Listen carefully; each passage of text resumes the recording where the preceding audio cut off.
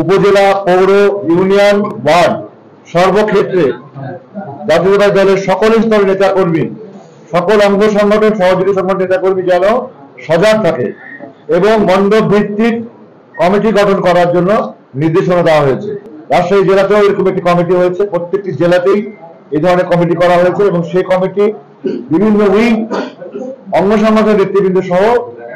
স্বেচ্ছাসেবক যে টিম তৈরি করা হয়েছে আইন শৃঙ্খলা রক্ষার জন্য, প্রতিটি মণ্ডপে তারা কাজ করে যাচ্ছে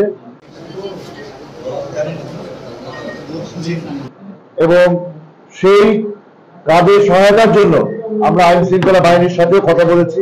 তাদেরও সহায়তা চেয়েছি এবং যে কোনো পরিস্থিতিতে তারাও যদি কখনো দলের সহযোগিতা চায় তাহলে জাতীয়তাবাদী দলের প্রত্যেকটি নেতাকর্মী স্ব দায়িত্ব থেকে তাদেরকে সহযোগিতার জন্য জনগণ তথা এই সনাতন ধর্ম অবলম্বীদের পাশে এই উৎসবকে সুন্দর, শান্তিপূর্ণ, উৎসবমুখর পরিবেশে আমরা সৌহার্দ্যপূর্ণ পরিবেশে যেন পালন করতে পারি সেই জন্য তারা কাজ করে যাচ্ছে।